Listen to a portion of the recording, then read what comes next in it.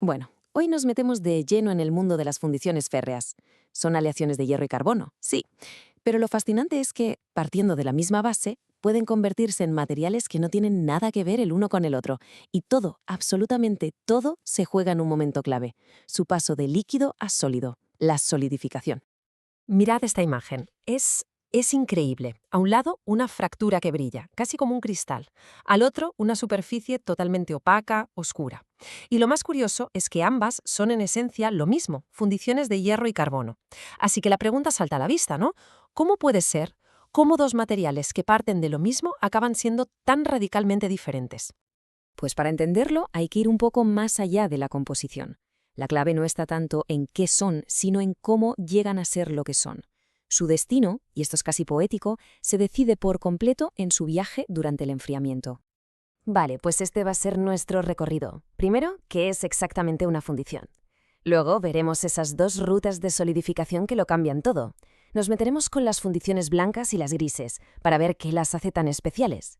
Después, cómo podemos jugar con las reglas para controlar el resultado. Y para terminar, echaremos un vistazo a esas estructuras híbridas que a veces aparecen. Vamos a empezar por lo básico, por la gran pregunta. ¿Cuál es la diferencia fundamental entre una fundición y un acero, si ambos son aleaciones de hierro y carbono?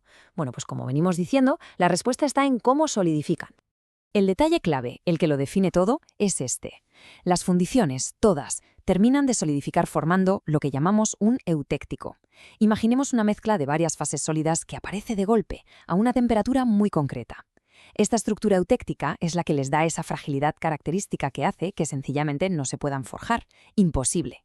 A diferencia de los aceros, que se pueden golpear y deformar, aquí la única opción es verter el metal líquido en un molde y dejar que tome forma. Y aquí, justo aquí, es donde la trama se complica. Es como si el metal líquido llegara a una encrucijada. Al enfriarse, tiene que elegir entre dos caminos, dos destinos completamente distintos que vienen definidos por dos diagramas de fases. Es una elección, por así decirlo, entre lo estable y lo metastable. ¿Y quién decide qué camino tomar? Pues tenemos dos directores de orquesta, la velocidad a la que se enfría y su composición química exacta. Si el enfriamiento es rápido o si hay ciertos elementos en la mezcla, forzamos al carbono a unirse con el hierro y formar carburo de hierro, la famosa cementita. El resultado, una fundición blanca. Pero, si le damos tiempo con un enfriamiento lento y otros elementos que ayuden, el carbono prefiere ir por libre y precipita como grafito puro. Y voilà, tenemos una fundición gris. Venga, vamos a explorar el primer camino, el camino rápido, el metaestable, el que nos lleva al mundo de la fundición blanca, ese material tan duro y a la vez tan frágil. A ver, si miramos el diagrama, hay un punto que es clave, el punto eutéctico. A unos 1148 grados Celsius, todo el líquido que queda en la mezcla se transforma de repente en algo llamado ledeburita. Y la ledeburita es básicamente una mezcla muy fina de dos cosas: austenita, que no es más que hierro con carbono disuelto en su interior, y cementita.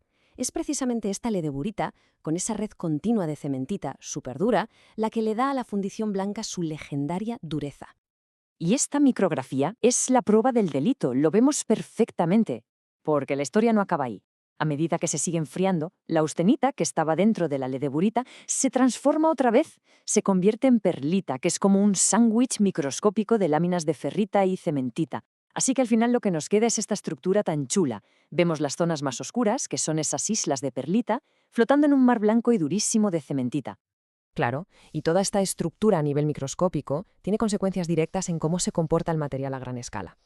Lo que tenemos es algo durísimo, con una resistencia al desgaste brutal, pero tiene un precio. Y el precio es que es extremadamente frágil. No tiene ninguna capacidad para deformarse. Cero. Si le das un golpe fuerte, se rompe. Por eso es perfecto para cosas como las piezas de una trituradora, donde lo que importa es aguantar la abrasión. Muy bien, pues ahora vamos a dar un giro de 180 grados. Dejamos el camino metaestable y nos vamos al otro lado, a la ruta estable.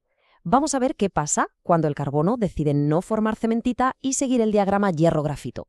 El resultado, ya lo adelanto, es un material que no tiene nada que ver. La diferencia fundamental es esta. En este sistema, el carbono no se une al hierro para crear ese compuesto tan duro. No.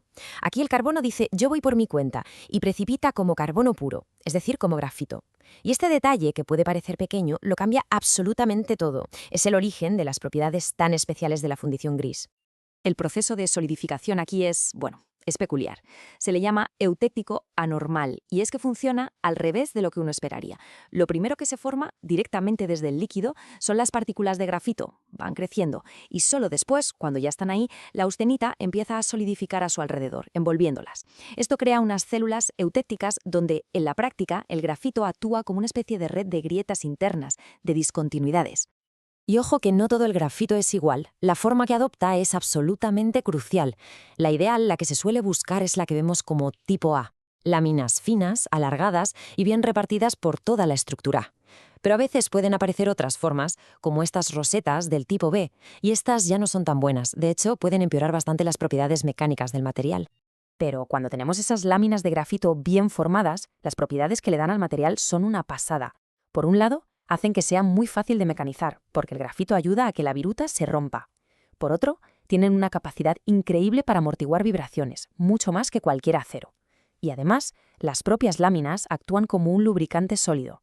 Por todo esto es el material estrella para cosas como las bancadas de las máquinas herramienta o los bloques de los motores. Claro, todo esto no es una lotería. Los ingenieros y metalúrgicos no se sientan a esperar a ver qué sale. Todo lo contrario. Se puede y se debe controlar qué camino va a seguir la solidificación para conseguir exactamente las propiedades que se necesitan para cada aplicación. La primera palanca que se puede tocar es la composición química. Hay elementos que son grafitizantes, como el silicio o el propio carbono. Añadirlos es como empujar a la aleación hacia el camino estable, hacia la fundición gris. Y luego están los del equipo contrario, los blanqueantes, como el cromo o el vanadio. Estos hacen justo lo opuesto, estabilizan la cementita y empujan la solidificación hacia el camino metastable, el de la fundición blanca. La segunda gran herramienta es el tiempo, o sea, la velocidad de enfriamiento. Pensemos que para que se forme el grafito, los átomos de carbono tienen que moverse, difundir a través del líquido y agruparse. Y para eso hace falta tiempo. Un enfriamiento lento se lo da, un enfriamiento rápido no. Y esto nos lleva directamente a la geometría de la pieza. Una parte fina se enfría volando, así que tenderá a ser blanca. Una parte gruesa tarda mucho más en enfriarse, así que favorecerá que se forme una estructura gris. Y para poner todo esto junto existen herramientas súper útiles como esta, el diagrama de Maurer. Es como un mapa. Si fijamos un grosor de pieza, en este caso 30 milímetros, nos dice qué estructura vamos a obtener con solo saber cuánto carbono y cuánto silicio tenemos. Podemos ver todas las zonas, desde la fundición blanca, pasando por la perlítica, hasta llegar a la gris ferrítica, que sería la que tiene una matriz de ferrita, la forma más blanda y dúctil de hierro. Y ya para ir terminando, hay que aclarar una cosa. Esto no siempre es blanco o negro, nunca mejor dicho. Los dos caminos a veces se cruzan. La frontera entre ellos es un poco difusa. Y además, la historia no se acaba necesariamente cuando la pieza se enfría por primera vez. Mirad esta estructura. Es la llamada fundición atruchada, por ese aspecto moteado que tiene. ¿Y qué es? Pues es una indecisa.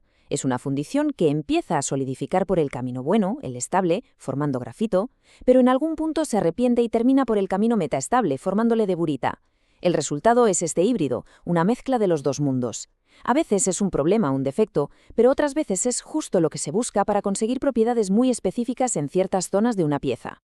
Y como decía, el destino no está escrito en piedra. Incluso después de que la pieza esté sólida, aún se puede cambiar. Con un tratamiento térmico posterior se puede modificar la matriz metálica que rodea al grafito.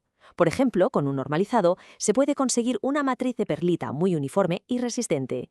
O si se busca lo contrario, con un recocido de ferritización se puede transformar todo en ferrita, consiguiendo un material súper blando, ideal para mecanizarlo fácilmente. Entonces, al final, ¿con qué nos quedamos? Pues con que partiendo de los mismos ingredientes, hierro y carbono, podemos crear un universo entero de materiales. Materiales duros, blandos, que aguantan el desgaste, que amortiguan vibraciones, y todo depende del proceso. La velocidad de enfriamiento, la química, los tratamientos posteriores, cada decisión en ese viaje desde el estado líquido define por completo el destino del material. Es una lección fantástica que nos enseña que a veces el camino es tan o más importante que el punto de partida.